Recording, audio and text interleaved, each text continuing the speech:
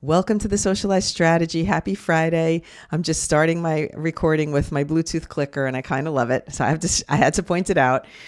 Today is special and it's special for a couple of reasons. So I'm going to start with the first one, our sponsor, The Morning Brew. The reason why I'm so excited to have them as a sponsor is that when I first started this newsletter with Julie and we had this vision of what we were going to create with a newsletter and share trends and share our learning and what we've done on social media and help other creators be successful, I kept comparing it to the Morning Brew. I use the Morning Brew as an example probably every day.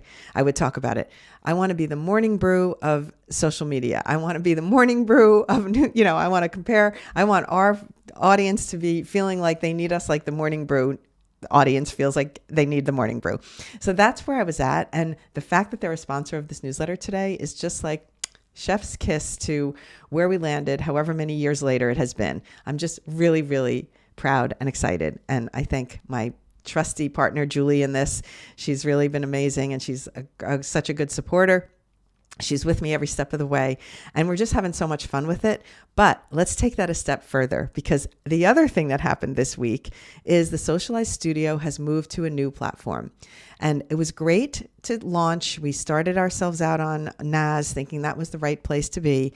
And we soon found out that it just wasn't what we were looking for in terms of creating community. So we have now shifted our audience and everyone is on the Mighty Networks platform. And it's so good. The whole thing works so much better. The way it's organized is better. We now have a community chat that I can type in and I can talk to everybody every day. It's just so much more efficient.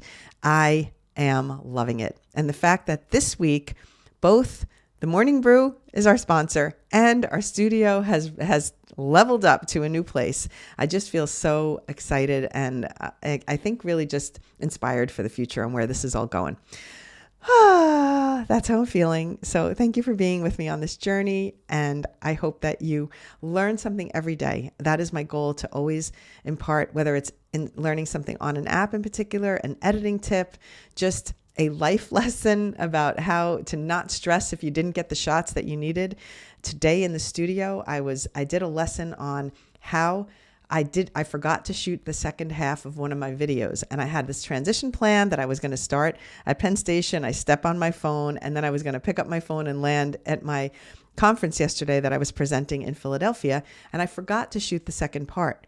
After the presentation was over, I realized, I didn't shoot the second half of my transition, but I had the wherewithal to say, let me just shoot the foot stomp and let me just make it work. And I am including in the show notes today that video where you can see it looks like I didn't forget to do it. And what I taught in the studio was no matter how bad the shots are, or no matter how you think you didn't get the shots you needed to do something, you can always fix it in the edit. There is always a way to make your content workable and interesting and engaging with editing. So I'm such a big believer in editing that's what I focus on a lot in the studio and sharing my professional editing tips. I literally shared that lesson because I wanted people to understand that if you forget to shoot the second half of your transition, all is not lost. You could still make a good video. You just have to think about a different way to do it. And that's the kind of thing that I feel that I was meant to do. And I'm just so happy to be here doing it. So thank you for being with me. Let us get into the topic for today. And that is something that came to mind, which is things we wish we knew when we started on social media. These are the things that I look back and I think, I wish that I had done this in the beginning, or why didn't I focus more on that when I started? And having that hindsight is helpful to people who are starting it now. And it's funny, it's just like being the age I am now, and I want to try and, tell younger people, oh my God, just know how attractive you are and how your skin is so delicious and all the things. I mean, they have to go through it to understand. So you can't tell someone who's younger. But when it comes to having experience at a business or something that you've created and looking back and saying, oh my God, if I would have known this, I would have done it this way in the beginning. So I'm here today to share things that I wish that I knew so that I could have focused on that maybe would have gotten me where I wanted to go even sooner. And let me say the first one is probably not going to be that popular, and that is start an email list. So even if you have 20 followers, 200 followers, 2,000 followers, whatever, you want to curate your own audience. This is so valuable. And we have all learned how valuable this is. Our TikTokers have, because if our TikTok goes away, our audience is gone. And I really had the wherewithal to start a newsletter, an email list years ago. But I wish I would have done it in 2020. I think I started it more like 2022, 2023. I wish I did it in 2020. And I wish I had the wherewithal to know to do that. So if you are just starting out, or if you think, I don't have enough followers yet to do an email list, think again. Think of something that you can share, whether it's, I'm going to pick random businesses. Let's say you're in the crafting business and you think, oh my gosh, I have nothing to share in a newsletter. Yes, you do. You're going to share something. You can share your videos that you're making in your newsletter, because your followers are not seeing all your videos. So you can say, here's my favorite videos that I made this week, and this is why I love them. So you can do a little commentary about your videos. So it's another way of getting things to your audience. But if you want to get people onto your email list, you've got to think, what is the value proposition for them to sign up for your email list? So you've got to think of one thing, whether it's while we're on the crafting topic, whether it's a special craft that you're going to share in PDF form, or something that you are going to offer to them, that if you want to learn the detailed steps and where to buy the materials and blah, blah, blah, blah, sign up for my email list, because that's where I send all of those details. You've got to have a little something that lures people to want that thing. So they're going to sign up so that they get that thing. And that will start your ball rolling. It'll give you something. Whether you send out an email once a month, even, you don't have to send it out once a week. It doesn't have to be added pressure. It should just be something that you do. Do it for yourself. Trust me, you'll thank me. I promise you'll thank me, because you'll never be sorry that you have a list of emails from people who are your core followers who really want to hear from you. I promise. You have my word on that. The next thing I would do differently is I would focus more on the content I love doing and not worry so much about what I think I should be doing. Okay, so I do think that when you love doing something, you tend to do it easier and more often. So it will add to the consistency of your posting. So even if you are thinking, okay, I have to be clear on my messaging, I have to think about what I'm doing, I have to put this kind of content out, otherwise I'm not going to get the right audience. If you are figuring out a way to tell that in a way that's comfortable for you. So if you're a person who doesn't like to speak on camera, do voiceover videos. If you can do them quicker, do that style. Find your style that is easy for you to create and comfortable for you to create quickly, and the most fun, so that you can put more content out. And when you're excited about doing it, you'll do it more often. So that's a fact. The next thing I would say is, and I didn't do this, and I'm sorry I didn't do this, but post more consistently in my niche. So if you have an area, like when I was in my baking era and I was doing baking videos, yes, I was doing those pretty consistently. But when I randomly landed into the tutorial era by somebody asking me a question about how to do a video, and I said, I'll make a tutorial. Once I realized, hell, I'm onto something here, people really like my tutorials, I should have done them more consistently. And I still use my platform more for like silly, irreverent, fun things in between those posts.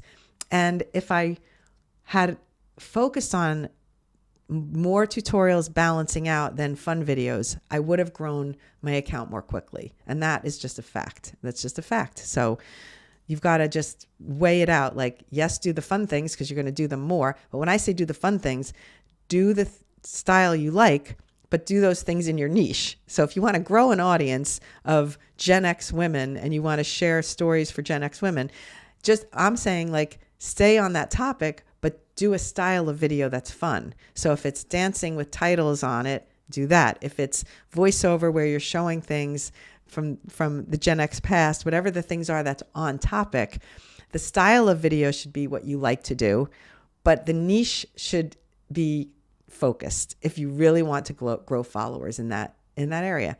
So I didn't necessarily do that. I'm being honest. I look back and I think, I might have had a couple million followers if I had focused more on that. I'm not unhappy with where I am. I don't look back and think, woe is me, regret. I think let's learn from what I would have done differently that might have gotten me a quicker outcome to where I want to be now. So take that and run with it and use it as your benefit. I don't have regret at all. I just think that if I was doing it over, I might have focused a little more. I might have focused on tutorials more than in-between content. And now the in-between content I find fun. But put your focus where you want your, see the end game and stay focused on that.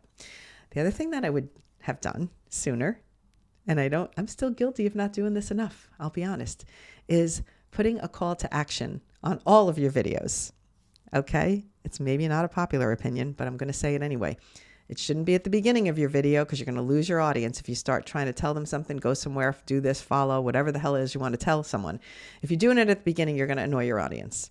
But if you have people who are already watching your videos because they like you and they're watching them till the end, they should have a call to action on there, because that'll be the one time that you go viral that you don't have it on there. And it's like, so if you're trying to build an email list and you have, join my email list to get the PDF of my closet clean out.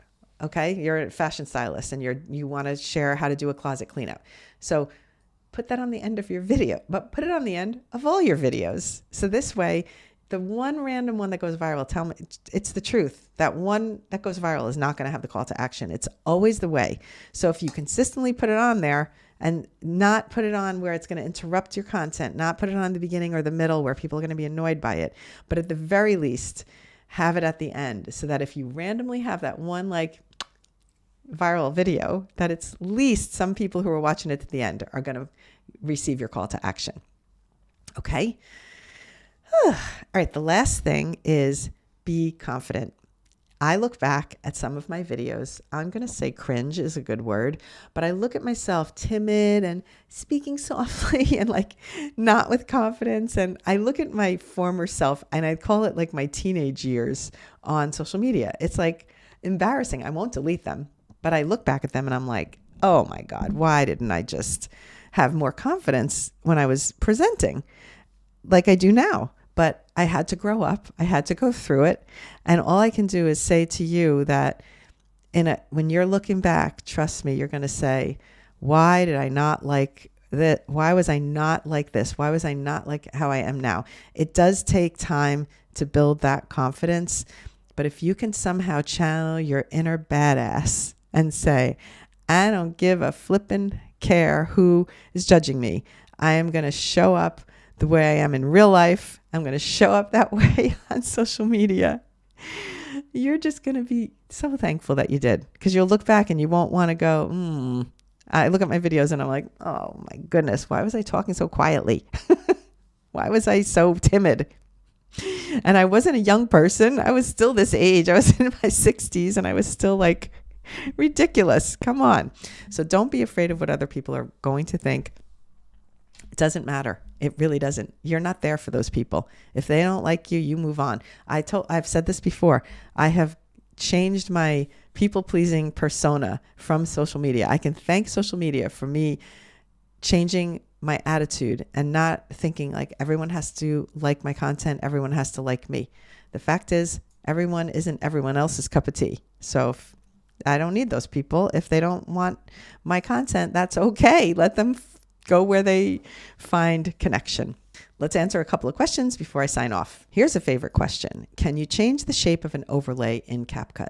For example, I want to use a picture or video and I have it show as a circle instead of a rectangle. So yes, you can. You can change the shape of an overlay by tapping below. When you tap on your overlay after you add it, to make sure it's highlighted, scroll along the bottom and tap mask, and there's other shapes. There's heart shapes, there's star shapes. I'm looking at it. There is not a lot of different shapes, but you've got a rectangle, a circle, a heart, and a star. So yes, you have some other shapes you can play with. What's the latest on hashtags, and in particular, how many should we use? Okay, this is interesting because this changes now on Instagram. Instagram doesn't really need hashtags anymore. I've done a test of my own content. I have removed hashtags from my last couple of posts, and both of those videos got categorized perfectly based on content. One was categorized because it was a speaking video and it took some of the words and it put me in the right category. And the other happened to be a random little transition video, but in the caption, I had written something about what I was there for. It was being at a small business conference, and lo and behold, I showed up right at the search in the small business social media workshop. So there you go. I think that finally we don't have to worry about hashtags on Instagram. In terms of TikTok, I'm still using them just to make sure that I'm getting in front of the right audience when it comes to my tutorials. I'm definitely not as stressed about it. I kind of think probably the SEO is already grabbing it from the words in my videos and my lower caption. But just because I haven't seen proof yet in my own content that things are going to work perfectly without hashtags, I'm still using them. However, I'm going to say it now. I'm going to record it here. I'm going to try and not put some hashtags on my next couple of videos, and I'm going to see what happens. The thing is, I like to have the mothership hashtag. This way, when someone searches the mothership hashtag by chance, my videos might come up. But other than that, I'm going to remove all the hashtags over the next couple of posts, and we're going to do a little test. And on next Friday, I will report back and let you know how my hashtagless life is going on TikTok. Okay? You heard it here. I'm going in. I'm always willing to be the guinea pig. Will throw myself on a sword and let's go. All right, so I'll be back next week to report in. And in the meantime, if you are interested in the studio, if you want to try it out, good news. Oh my gosh, I forgot to mention this earlier. We're offering a 7-day free trial. So if you're thinking, oh, I don't know if I can't commit, I'm not sure, we have a 7-day trial in place. You could try it and see if you like it. And then you can bail out if you don't like it. But trust me, you're going to like it. Because I'm addicted. I'm on it all the time now. All right, I'll see you next Friday. Thank you so much for listening. Thanks for being here. Mwah, big hugs. Have a great weekend.